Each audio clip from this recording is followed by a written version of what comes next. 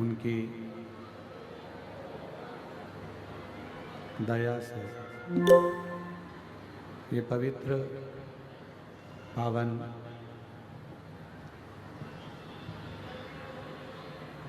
शिव महापुराण की कथा श्रवण करने का सौभाग्य बाबा देवाधिदेव महादेव भगवान शिव की कृपा से, करुणा से, माँ दंतेश्वरी के इस पवित्र पावन क्षेत्र पंडाल की आवाज खोलिए। पंडाल की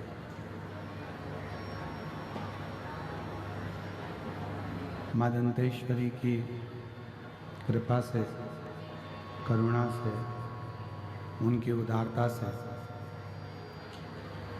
पवित्र पावन क्षेत्र दंतेवाड़ा के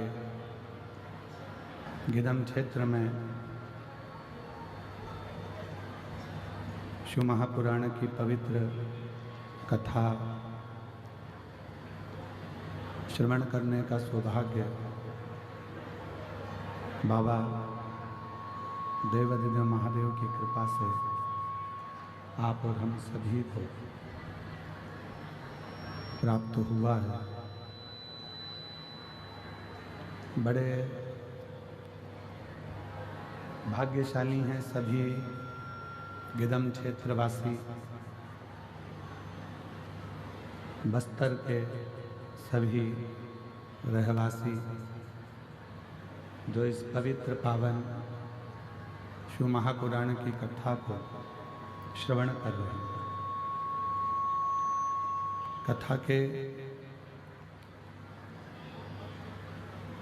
मुख्य यजमान में स्वर्गीय श्री अविनाश तिवारी जी, स्वर्गीय प्रमिला जी, स्वर्गीय अश्वजीत तिवारी जी की स्मृति में श्री विजय प्रसाद तिवारी जी, श्रीमती, एकदम रूखी आवाज़ जा रही है, गला आकर पकड़ रहा है, श्री विजय प्रसाद तिवारी जी, श्रीमती कमला तिवारी जी, श्री अभिलाष तिवारी जी, श्रीमती श्यामा तिवारी जी, श्री अभिनव तिवारी जी, श्रीमती शुभांगी तिवारी जी, श्री सुशील तिवारी जी, श्रीमती अरुणा तिवारी जी, श्रीमती अनुमेह तिवारी जी, श्री अभिजीत जी तिवारी जी, गिदम छत्तीसगढ़ से। एक बार सभी यजमान परिवार के लिए जोरदार ताली बजाकर उनका स्वागत, वंदन, अभिनंदन, जिन्होंने इस पवित्र पावन शिव महापुराण की कथा को श्रवण कराकर लाभान्वित किया। कथा मंडप में विराजमान स्वामी श्री विशुद्धानंद जी महाराज जी, शिवानंद आश्रम, गुमरगुंडा, दंतेवाड़ा, श्री विधायक महोदय श्री चेतराम अटामी जी, विधानसभा दंतेवाड़ा विधायक महोदय छत्तीसगढ़। एक बार इनके लिए भी जोरदार ताली बजाकर स्वागत, वंदन, अभिनंदन, जिनकी अथक प्रयास और बहुत अथक प्रयास से ये पवित्र पावन शिव महापुराण की कथा श्रवण करने का सौभाग्य आप और हमको प्राप्त हुआ है। पंडाल में आवाज नहीं आ रही है, पंडाल में आवाज नहीं जा रही है। भगवान शिव ओगड़दानी, त्रिकालदर्शी, कैलाशी, अविनाशी भगवान देवाधिदेव महादेव जो संपूर्ण विश्व का कल्याण करने वाले हैं, संपूर्ण जगत का उद्धार करने वाले हैं। पंडाल में आवाज नहीं जा रही है।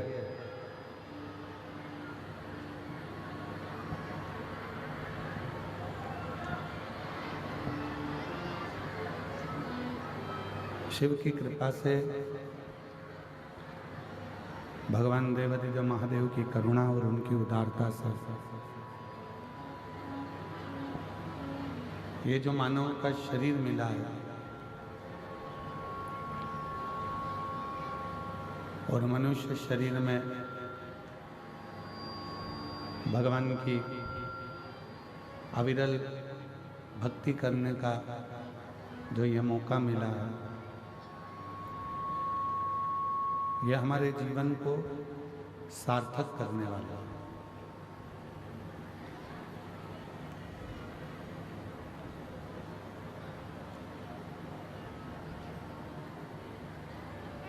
कथा मंडप में ही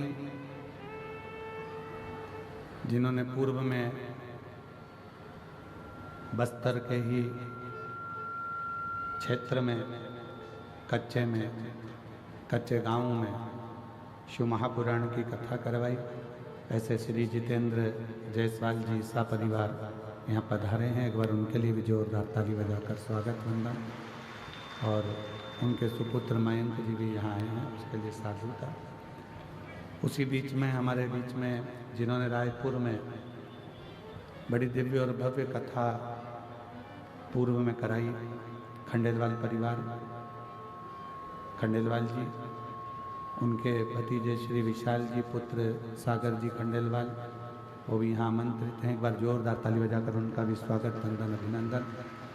और पुनः 2027 में आपके यहाँ फिर शिव महापुराण की कथा है, उसके लिए भी आपको साधुता है।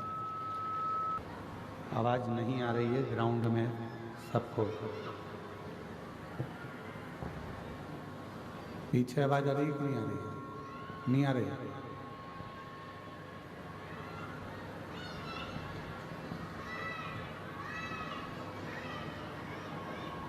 एक तो बड़ी मुश्किल से मानव का ये शरीर, मानव की देह आप और हमको प्राप्त होती है, और उस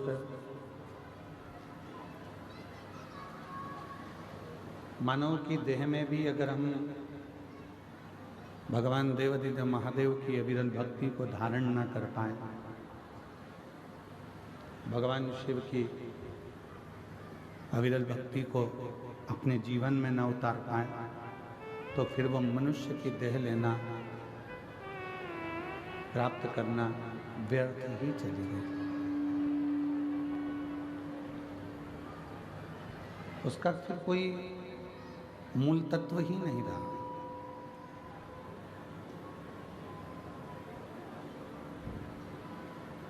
देखिए, 83,99,999 योनियां काटने के बाद ये 84,00,000वें नंबर की योनि मानव की प्राप्त हुई, मनुष्य की मिली।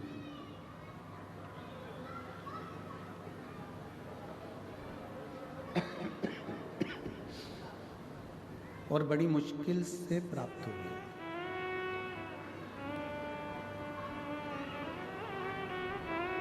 ना जाने पूर्व में कितनी कितनी योनियां हमारे को मिली, क्या क्या बनकर हम जन्म लिए, और उन योनियों को काटने के बाद में जब ये मानव की देह 84,00,000वें नंबर की ये मनुष्य की देह प्राप्त हुई, क्यों मिली? जब इतनी योनियां हमने काट ली, कभी हम पशु बने, कभी पक्षी बने, कभी जलचर बने, कभी थलचर बने, कभी जीव बने, कभी जंतु बने, कभी आवाज़ सेट नहीं है बिल्कुल भी। शंभु शंभु शंभु शंभु शंभु शंभु शंभु।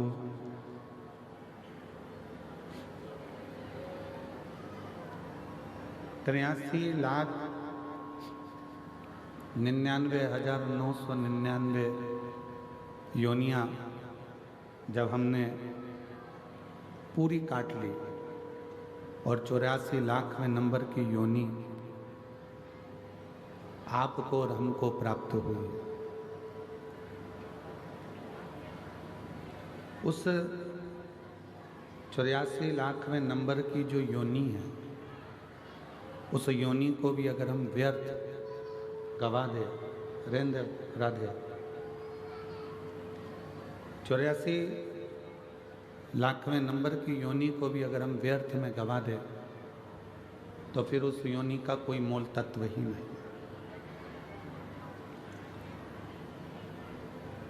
ना जाने कितने कितने हमने पूर्व में कोई पुण्य करे होंगे, सत्कर्म करे होंगे, अच्छे कर्म करे होंगे,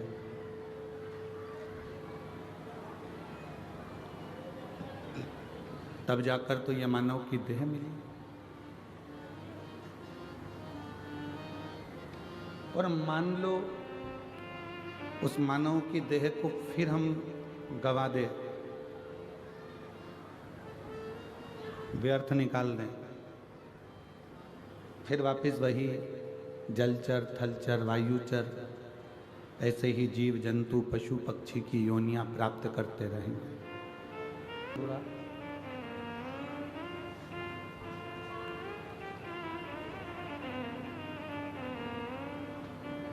कंठ में विष है, गले में सर्प है, तो भी प्रसन्नता चेहरे पर बनी हुई है। और यही प्रसन्नता आपकी जिंदगी में होना चाहिए, यही प्रसन्नता।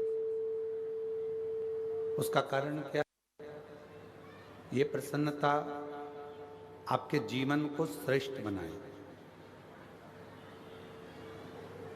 कोई आपको कितने भी नंबर दे कि हमारी निगाह में आप ऐसे हो, हमारी निगाह में आप वैसे हो, आप ऐसे हो, आप वैसे हो, उससे कोई मायना नहीं रखता।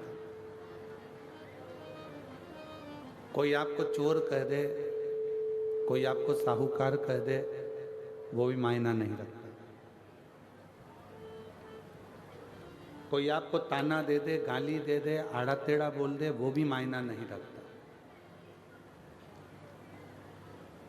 मायना क्या रखता है कि आप अपनी निगाह में अपने आप को क्या समझते हैं।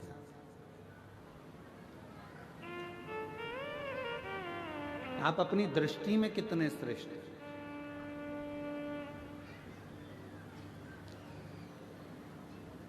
अच्छाई अपनी कंपनी का माल है, सत्यता अपनी फैक्ट्री का माल है। यदि आपके दृष्टि में आप सत्य हो, आपकी दृष्टि में यदि आप अच्छे हो, तो दुनिया में कोई भी मिलेगा ना, वो आपको सत्य ही नजर आएगा और अच्छा ही नजर आएगा, उसमें आपको कोई बुरा दिखेगा ही।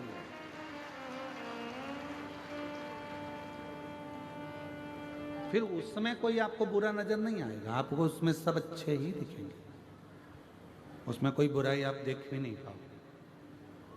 बुरा जो देखन में चला और बुरा न मिलिया कोई। फिर संसार में बुरा कौन है?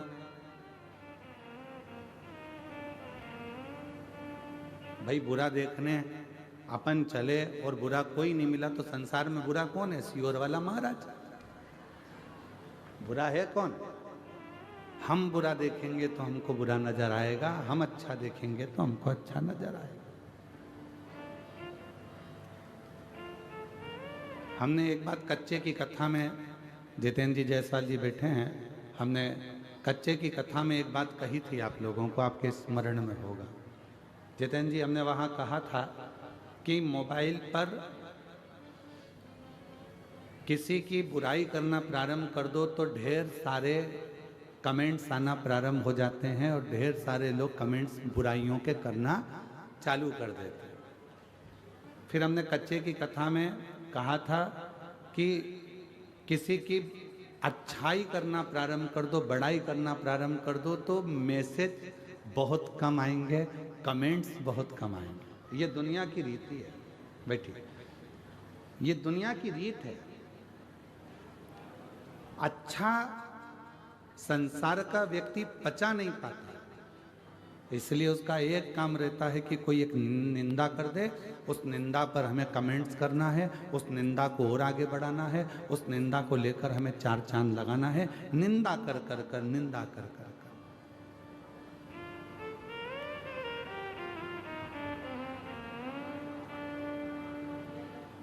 कहीं से ऐसा मालूम पड़ जाए कि इसकी निंदा करना है, बस वो निंदा को लाकर अपने को निंदा करना प्रारंभ करना है और जनमानस में उस निंदा को देना। क्यों?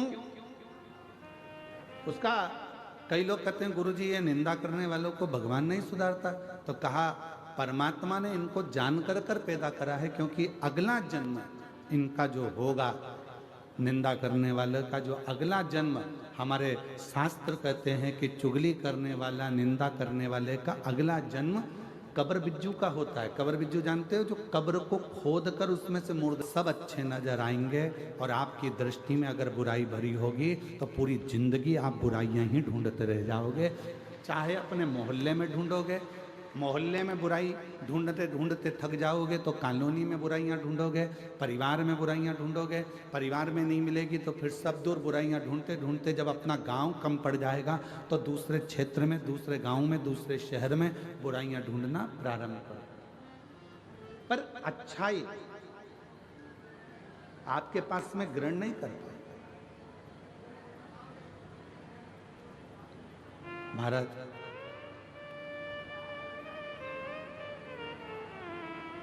कितना सुंदर प्रश्न है। एक बार माता पार्वती जी ने शिव जी से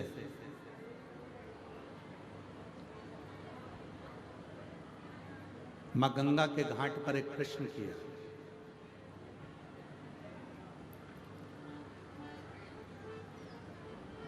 थोड़ा सावधानी से सुनिएगा इस प्रश्न को। पार्वती जी भगवान शिव से एक प्रश्न कर रही हैं गंगा जी के घाट पर, बाबा मेरे मन में थोड़ा सा संशय है, उस संशय को मिटा दीजिए। क्या संशय है? आपके हृदय में संशय कौन सा है? क्या संशय अड़ गया आपके हृदय में जो आपको बेचैनी हो रही है, चैन नहीं मिल रहा, शांति नहीं मिल रहा?